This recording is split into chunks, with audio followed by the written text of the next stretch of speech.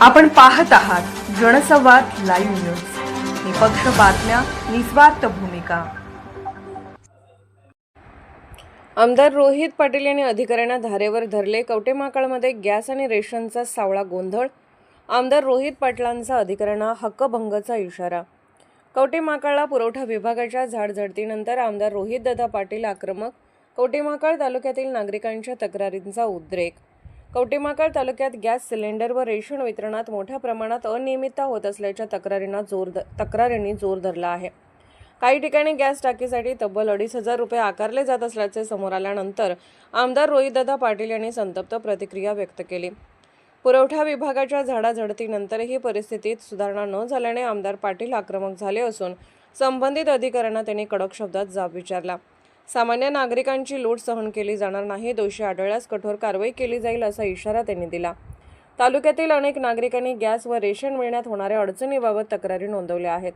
काही ठिकाणी काळा बाजार तर काही ठिकाणी वितरणात विलंब होत असल्याचंही समोर आलं आहे। या पार्श्वभूमीवर आमदार पाटील यांनी अधिकाऱ्यांना हक्कभंग प्रस्तावाचा इशारा देत तात्काळ कारवाई करण्याचे आदेश दिले आहेत। नागरिकांना योग्य दरात आणि वेळेत गॅस व रेशन उपलब्ध करून देणे ही प्रशासनाची जबाबदारी असल्याचे त्यांनी ठामपणे सांगितले। दरम्यान प्रशासनानेही या प्रकरणाची गांभीर्याने दखल घेत तपास सुरू केला असून दोषींवर लवकरच कारवाई करणार आमदार रोहित पाटील।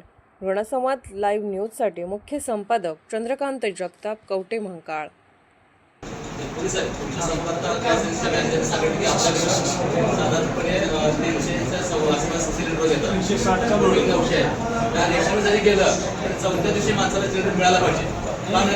याच्याबद्दल सांगतो, गेल्या महिन्यामध्ये काय झालं, पॅनिक बुकिंगमुळे त्यांचं जे वेटिंग जे होतं 1,500-2,000 ते अचानक 4,500 वर गेलं पॅनिक बुकिंगमुळे किंवा सिलेंडर संपल्यात वगैरे।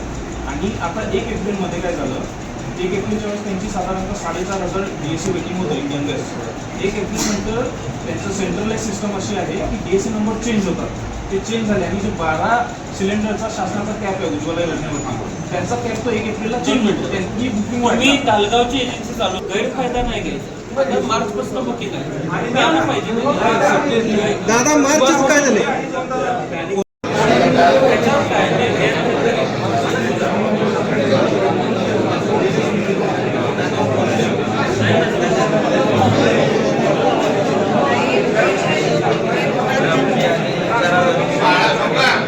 अंगणवाडी शाळा आणि जे काही स्वयंपाक होणार आहे तिथं तर यांनी सिलेंडर द्यायला पाहिजे।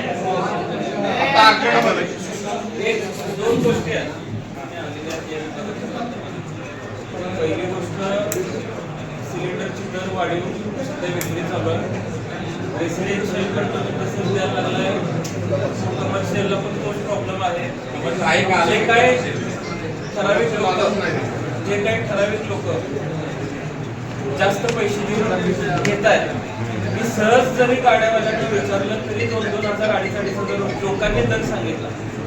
आता यामध्ये ते म्हणतात आम्ही त्या नंबर प्रमाणे दिलेला आहे, त्यांनी पुढे कशी विक्री केली माहित नाही। आता पुन्हा त्यांनी लोकांवरच ढकललं। एजन्सीनं जर 360 रोज तुम्हाला मिळत असतील तर तुम्ही 360 रोजचे दिलेले आणि बुकिंग नंबर, प्री बुकिंग जे केलेलं आहे त्याचा नंबर आणि तुम्ही वितरण केलेला नंबर हे मला पाहिजे पहिल्या दिवसापासून। दुसरी गोष्ट, आता रेशन दुकानांची अडचण सांगतो।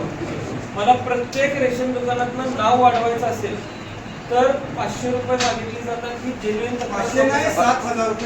दादा नवीन हो दादा